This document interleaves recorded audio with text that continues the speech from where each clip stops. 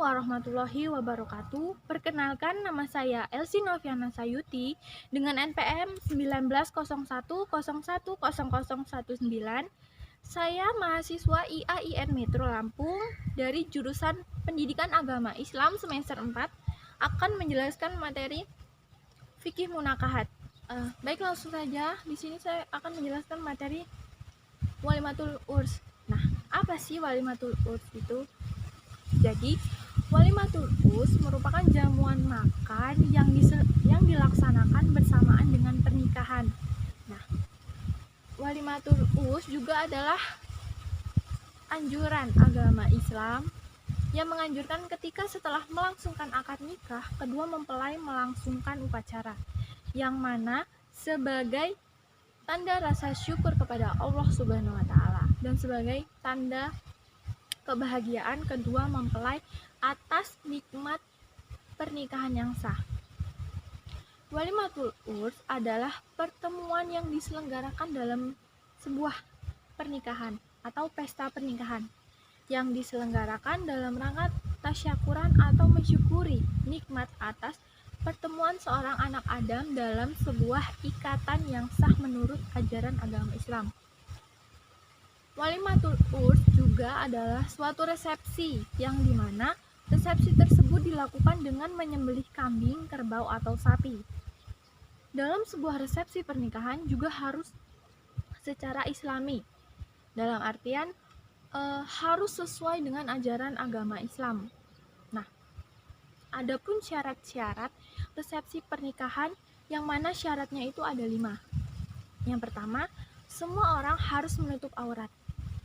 Di sini, semua orang yang datang dalam resepsi pernikahan harus menutup auratnya, di mana menutup aurat yang sesuai dengan syariat Islam.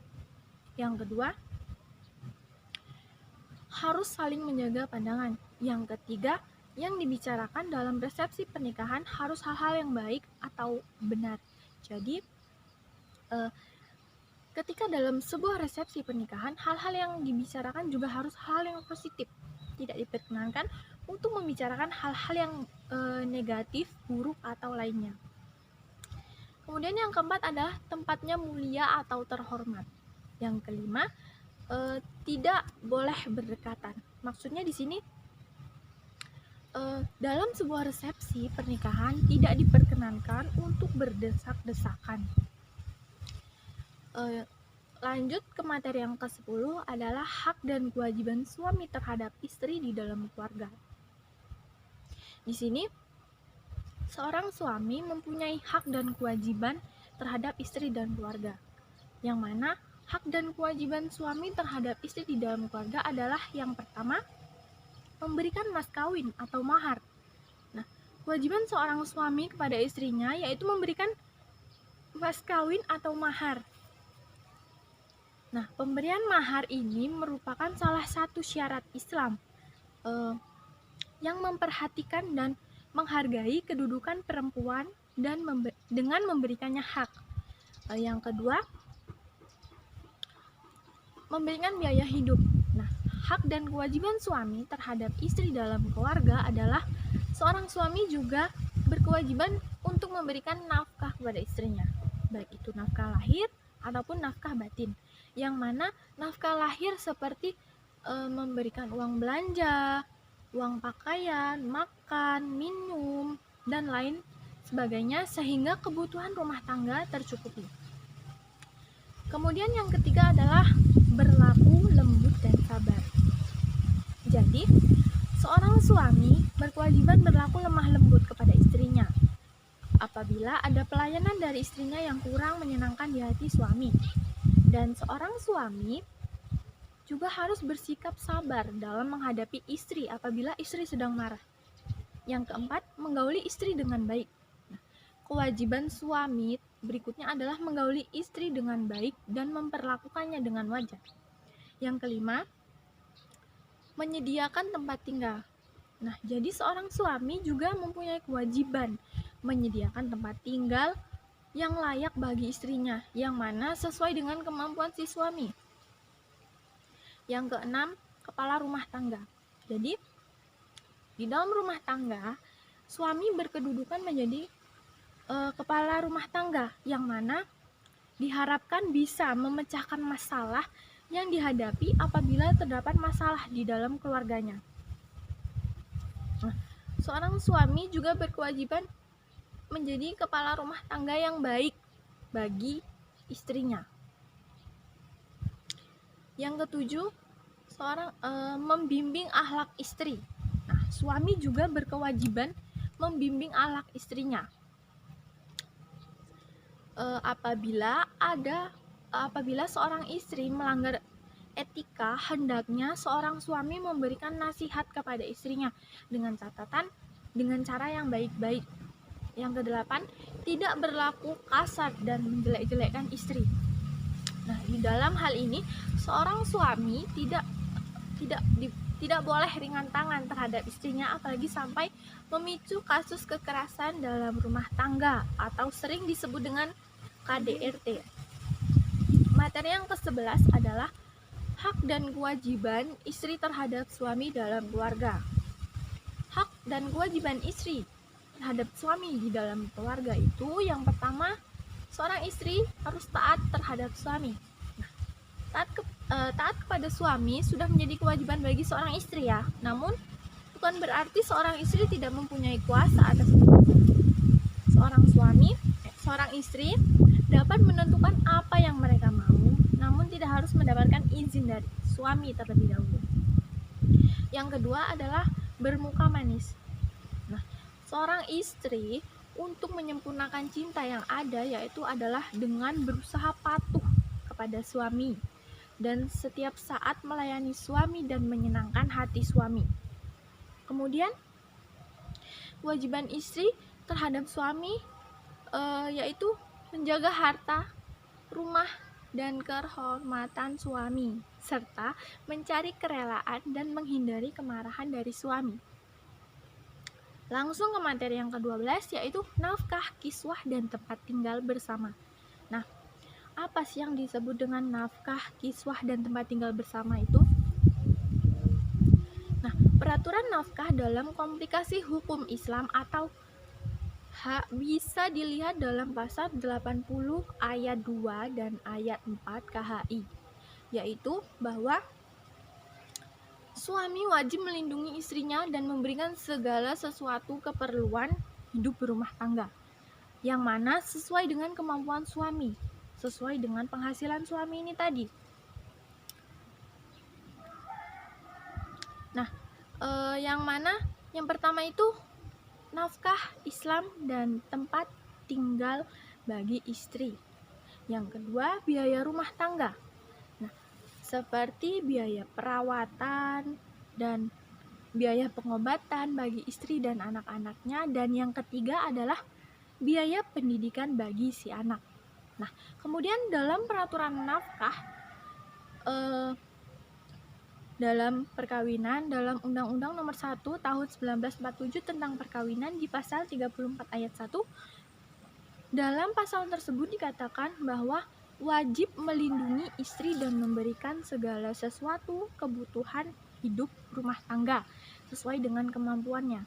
Nah, dalam peraturan perundang-undangan perkawinan tidak ditetapkan besar nafkah yang harus diberikan oleh seorang suami, hanya dikatakan sesuai dengan kemampuan si suami. Kemudian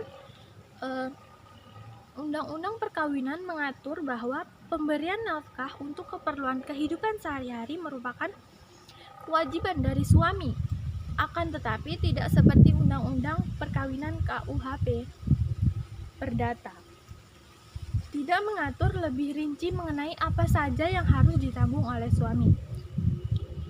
Kemudian apa sih nafkah dalam Islam? Nah, kata nafkah mempunyai makna sebagai biaya hidup, merupakan hak istri dan anak dalam hal makan, pakaian, tempat tinggal, serta beberapa kebutuhan pokok lain, bahkan sekalipun si istri itu adalah seseorang yang kaya. Lanjut ke materi yang ke-13, yaitu kedudukan harta dalam pernikahan. Nah, dalam Pasal 35 Undang-Undang Perkawinan dijelaskan Kedudukan harta dalam perkawinan. Yang pertama, harta benda yang diperoleh selama perkawinan menjadi harta bersama. Yang kedua, mengenai harta bawaan masing-masing suami dan istri, yaitu mempunyai hak sepenuhnya untuk melakukan perbuatan hukum mengenai harta bendanya. Nah, kemudian bagaimana sih pembagian harta bersama apabila terjadi perceraian? Nah, apabila terjadi perceraian, maka harta bersama harus dibagi sama rata antara suami dan istri. Pembagian harta bersama tersebut pun meliputi segala keuntungan dan kerugian yang didapat dari usaha atau upaya yang dilakukan oleh pasangan suami istri ini tadi selama mereka masih terikat dalam perkawinan. Kemudian, apakah harta istri itu menjadi milik suami? Nah, di dalam hal ini bahwasanya dalam sebuah perkawinan dikenal dengan harta bersama dan harta bawaan. Nah, pada dasarnya tidak ada percampuran antara harta suami dengan harta istri dalam perkawinan jika istri itu mempunyai pekerjaan dan mempunyai penghasilan. Nah, itu hasilnya adalah seluruhnya milik istri, bukan milik si suami. Suami tidak ikut campur dalam uang si istri ini tadi. Kemudian uang tersebut dikuasai penuh oleh istrinya. Dan demikian juga harta suami tetap menjadi harta suami dan dikuasai penuh olehnya. Kemudian lanjut ke materi yang ke-14, yaitu hukum menikahi wanita yang pernah berzina. Nah, menurut Imam Malik, hukum menikahi seorang pezina adalah makruh. Namun beliau tidak mengharamkannya. Nah, jadi apakah dosa zina akan terhapus setelah menikah? Nah, dosa zina ini tidak akan terhapus walaupun menikahi pasangan zina tersebut. Jadi dalam hal ini yang tidak diperkenankan adalah menikahi pezina yang tidak pernah bertaubat dan meninggalkan dosa yang ia lakukan. Kemudian baik itu seorang wanita maupun itu seorang laki-laki, sampai keduanya sama-sama bertaubat. Nah, jadi menikahi wanita yang pernah berzina itu boleh, dengan catatan wanita itu harus mengakui kesalahannya dan harus bertaubat. Dan dengan catatan si suami ini harus menutupi aib wanita tersebut. Kemudian lanjut ke materi yang ke-15 adalah perjanjian pernikahan. Nah, apa sih perjanjian pernikahan itu? Nah, perjanjian pernikahan adalah salah satu bentuk perjanjian yang dibuat antara satu pihak dengan pihak lain. Sebagai suatu perjanjian, maka perjanjian perkawinan yang mana termasuk ke dalam aspek muamalah ini.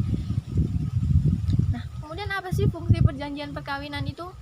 Jadi, fungsi dari perjanjian perkawinan adalah semata-mata hanya untuk menjaga kepentingan usaha dan menghargai martabat masing-masing pihak. Hal ini untuk memastikan apakah pasangan Anda menikah dengan Anda, bukan dengan harta Anda. Nah, sehingga niatan Anda dan pasangan Anda ini tadi dapat dibuktikan sebelum membangun rumah tangga. Lalu, apa akibat terjadinya perjanjian perkawinan? Hal ini telah diatur dalam Kitab Undang-Undang Hukum Perdata dan Undang-Undang Perkawinan.